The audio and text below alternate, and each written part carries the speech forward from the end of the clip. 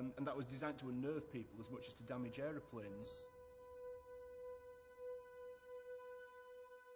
These designs, lifted from secret engineering blueprints seized by the Allies at the end of the war, show just how radical the Nazis' aerospace programs were. And it was plans like these that were unsettling the Allied forces. Going through American files of the kind of technological plunder operation that they did on Germany after the war, they do describe technologies that could be pieced together to develop a kind of Foo Fighter type weapon. They were working on all these bizarre little things, but none of these things ever came to fruition. Had the war gone on much longer, or had the Germans won, then we may have seen these things develop in the same way that we saw the Americans develop space technology after the war. The evidence for Foo Fighters is intriguing, but I wonder whether there is anything more than the log reports by the pilots who described screaming dogfights with strange balls of light.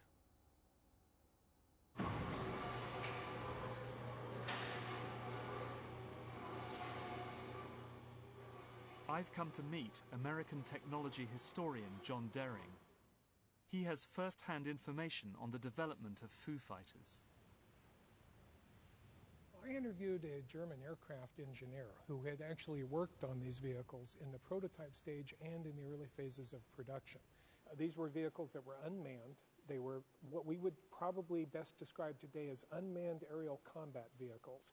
These were vehicles that were not just sent up for surveillance purposes. They actually had a purpose of remotely controlled to engage the Allied aircraft, the bombers in particular, by basically trying to apply a mechanism that was not necessarily a catastrophic destructive effect, such as blowing the Foo Fighter up and taking the aircraft down. This was intended to be something that could be reused multiple times.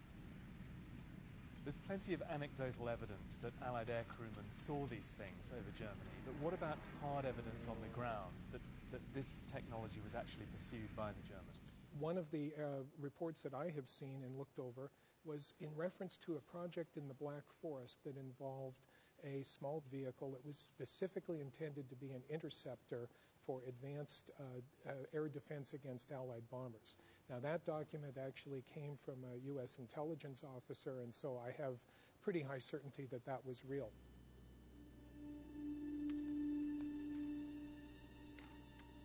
I want to follow up on John Dering's research.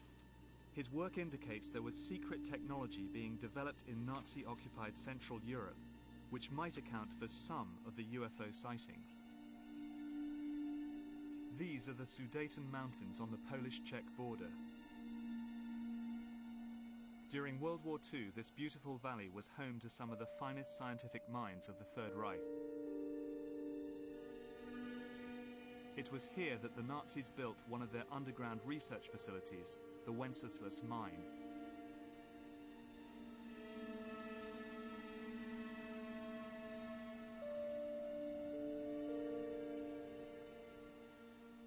I'm meeting Polish military historian Igor Witkowski, who will guide me round the mine, a vast underground complex hidden away from Allied bombs, which Nazi slave labor carved out of the Sudeten Mountains. Example of a surface infrastructure, a kind of a reflection of the underground festival. Here, in the desperate last months of the war, that German scientists worked around the clock to produce Kriegensscheiden, the war-winning technology that might produce a stunning knockout blow, even as the Nazis were being pushed back towards Germany.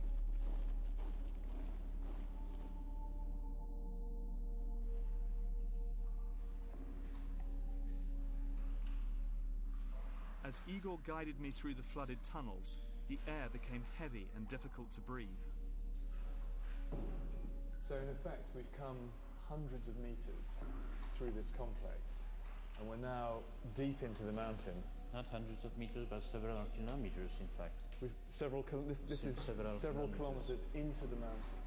Yes. And this would have been a highly secure, impenetrable assembly site.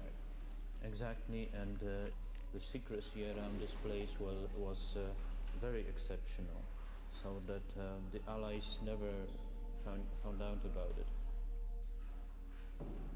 Almost nothing exists of the original mine. As the Nazis retreated in 1945, they sealed most of the tunnels, leaving the advanced technology, and some say the scientists who developed it, buried beneath impenetrable walls of rock. But the Allies did capture one man who knew all about this place, and he wasn't a token find. His name was SS General Jakob Sporenberg, and he was in charge of the technical program at the mine.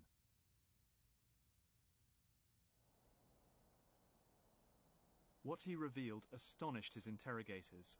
Indeed, I find it astonishing 60 years later. He spoke of a secret experiment attempting nothing less than to conquer gravity. He described a bell-shaped device that needed enormous amounts of electrical power. It was made of a hard, heavy metal and filled with a mercury-like substance that was violet in color and glowed when under test.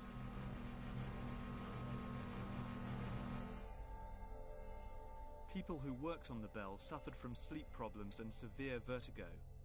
5 of the 7 scientists died while working on the project.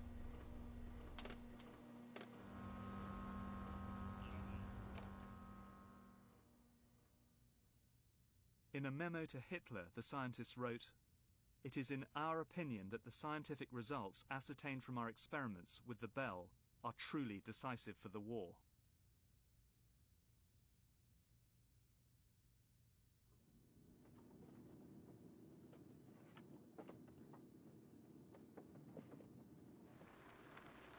Experiments with the bell happened deep underground in the mine, but directly above it, on the surface, was this strange structure. Called the flytrap, it first showed up on an Allied aerial reconnaissance photo in 1944.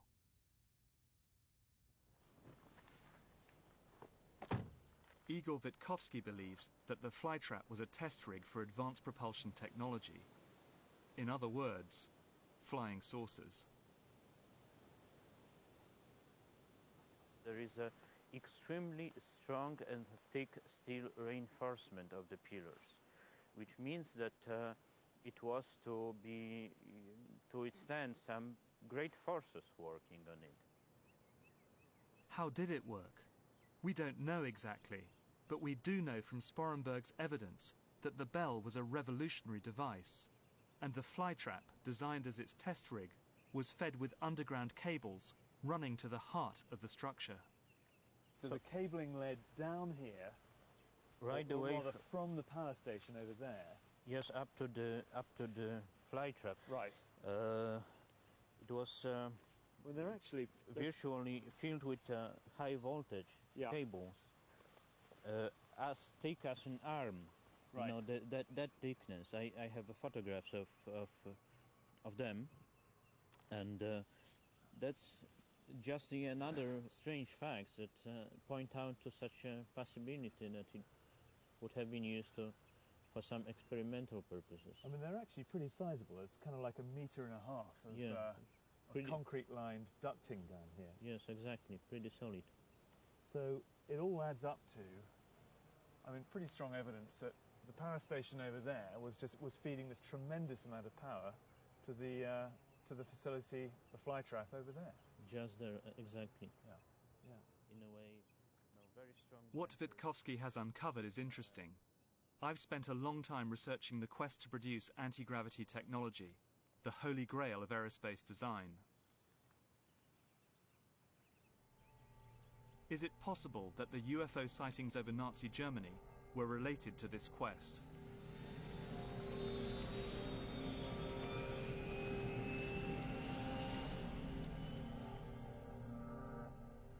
There is a sense here that the Germans were engaged in very highly classified work, and that possibly they were engaged in anti-gravity type programs.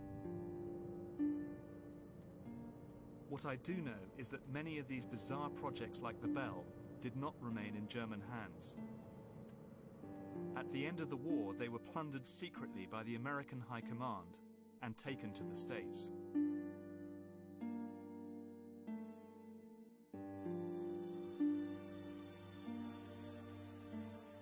The the speculation about Foo Fighters was about to be overshadowed by one of the most sensational UFO sightings of all, the 1947 incident at Roswell in New Mexico.